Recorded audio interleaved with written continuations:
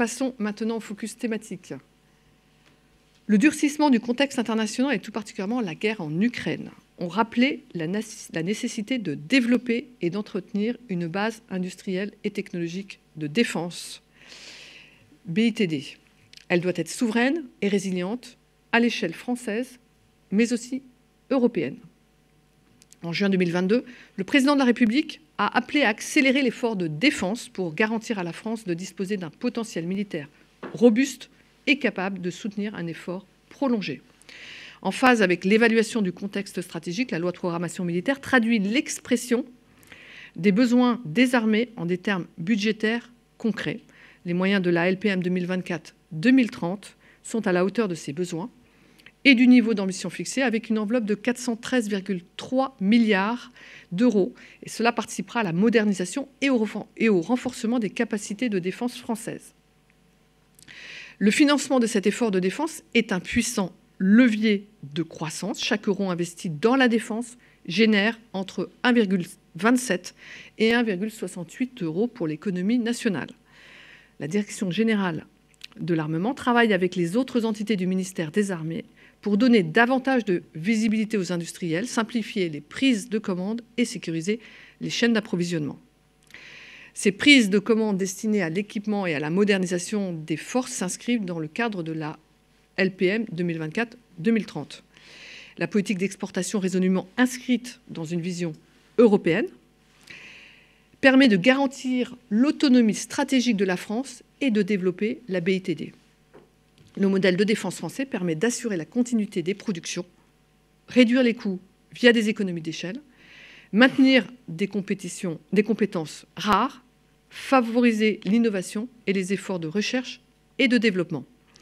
Mais je n'en dis pas plus et cède la parole à l'ingénieure générale hors classe de l'armement Corinne Longchamp et à M. Benoît Laroche de Roussanne qui vont nous expliquer comment la DGA soutient au quotidien cet effort de défense matérialisé par un accompagnement robuste et une série de commandes exprimées à la BITD.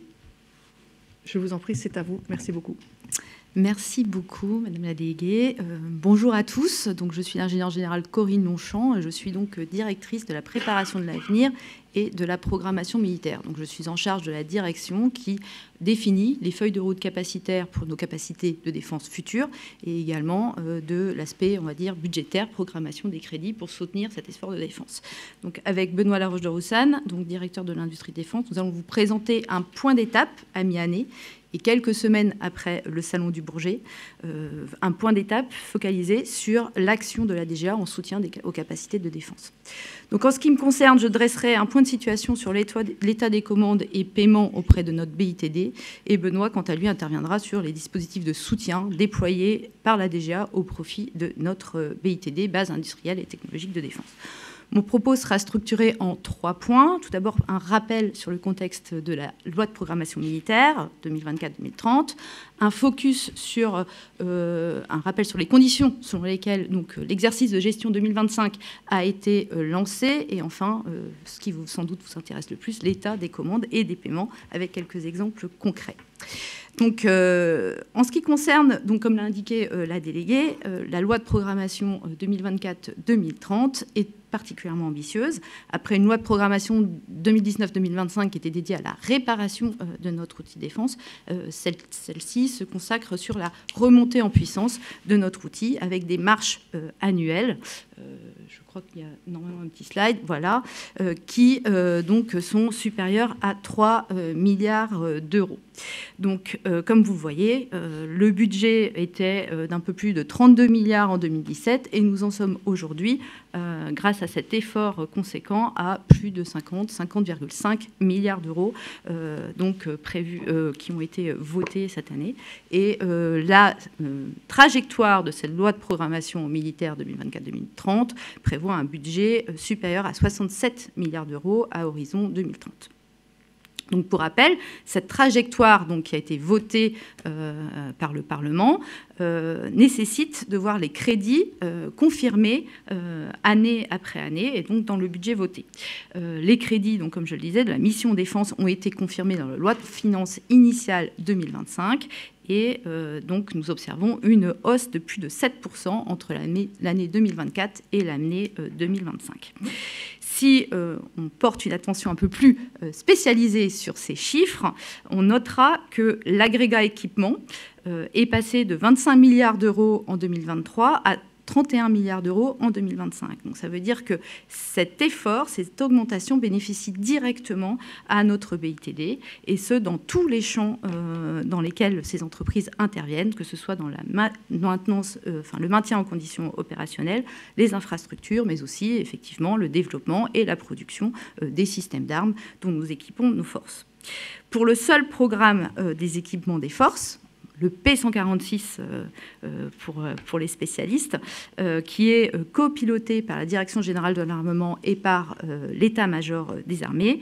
L'augmentation des crédits a été de plus de 2 milliards d'euros, 2,1 milliards d'euros entre 2024 et 2025. Donc voilà brièvement pour ce qui concerne les conditions de cette loi de programmation militaire. Un petit focus, un petit rappel peut-être sur les spécificités de l'exécution de la gestion 2025. Il convient de rappeler que la loi de finances initiale n'a été publiée que le mi-février 2025, contre une loi de finances initiale qui normalement se retrouve votée et publiée en fin d'année précédente. Donc elle aurait dû l'être en décembre 2024. Donc, nous, bien sûr, nous avons à faire face à 2 mois, un effet de latence de 2 mois dans ce contexte. Il convient également de rappeler que ce début d'année a été donc marqué par une période de service voté, c'est-à-dire une période pendant laquelle nous avons pu assurer le maintien des opérations, mais qui n'autorisait pas d'investissement nouveau. Donc cet effet de latence qui a pu être observé. Alors, point de situation maintenant, donc en ce qui concerne à fin 2025, la DGA, fin 2025, donc la DGA va passer pour 4 milliards d'euros de commandes. Nous en étions à 3,2 milliards au mois de mai, donc vous voyez, nous sommes donc sur une trajectoire en accélération. Et à titre comparatif, le montant des commandes à mai 2024 s'élevait à 4 milliards d'euros. Donc nous observons, vous voyez que l'ensemble des équipes se sont mobilisées pour limiter l'impact de cette période de service voté. Et donc on peut observer quelque chose qui est de l'ordre de 1 mois de décalage par rapport à ce qui était observé l'année dernière. Ces commandes ont notamment porté sur les études de levée de risque du futur standard Rafale, le standard F5, sur la poursuite de programmes en cours, qui sont donc par exemple les véhicules blindés Scorpion, le développement et la production de radiocontact, également des travaux sur la production accélérée de munitions A2SM, et on peut citer diverses commandes relatives au maintien en conditions opérationnelles de systèmes, comme le système de communication par satellite, par exemple Syracuse. À date, les commandes passées ont déjà donné lieu à près de 12 milliards d'euros de paiements en 2025, donc des paiements qui contribuent au renforcement des capacités de défense et d'innovation de défense, et donc c'est plus que ce qu'on observait à la même période l'année dernière.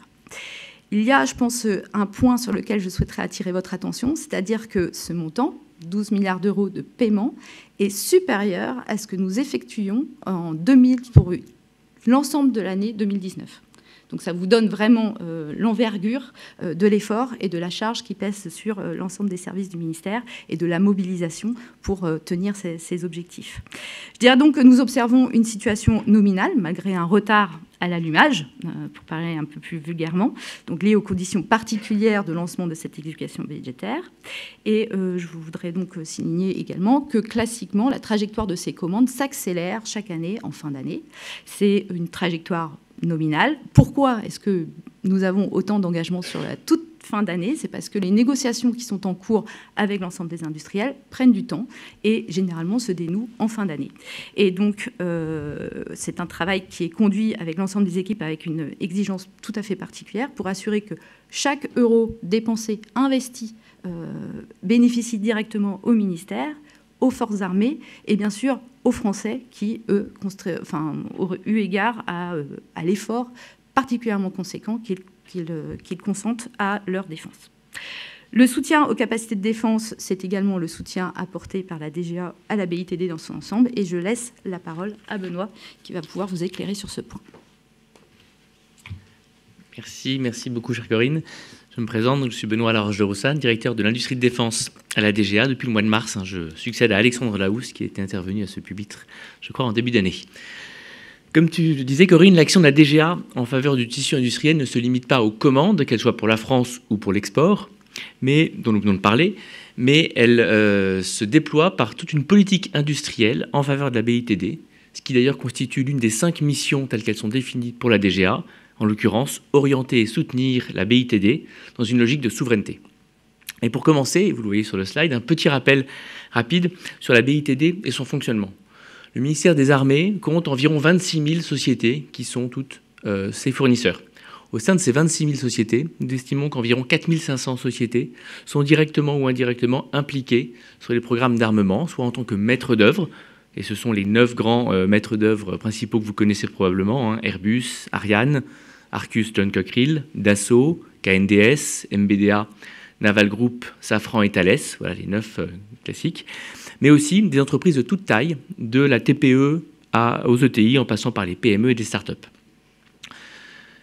Les 9 grandes sociétés dont je vous ai parlé, les maîtres d'œuvre industriels, concentrent la quasi-totalité, ou la très grande majorité en tout cas, des commandes directes faites par la DGA. Mais ces commandes, pour être exécutées, reposent très largement sur la mobilisation de l'ensemble de la BITD et des sous-traitants. Plus de 60% de la valeur des commandes ruisselle dans cette BITD. Par exemple, sur le Rafale, nous avons plus de 500 sous-traitants qui interviennent pendant les 3 ans et 100 000 heures de travail que requiert la construction d'un avion. Vous voyez, c'est vraiment un travail d'équipe, si je puis dire. Cette BITD que vous voyez schématiquement ici, nous la connaissons bien à la direction de l'industrie de défense.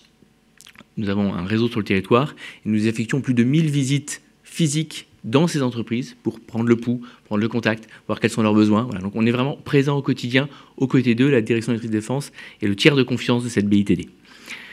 Et enfin, dernier point peut-être pour bien finir de brosser le tableau, la BITD, il faut bien avoir en tête qu'elle est essentiellement duale, en moyenne, c'est des moyennes bien sûr, 20% du chiffre d'affaires des entreprises de la BITD est consacré à la défense. J'en veux dire seulement 20%, donc c'est bien une BITD qui est fondamentalement duale.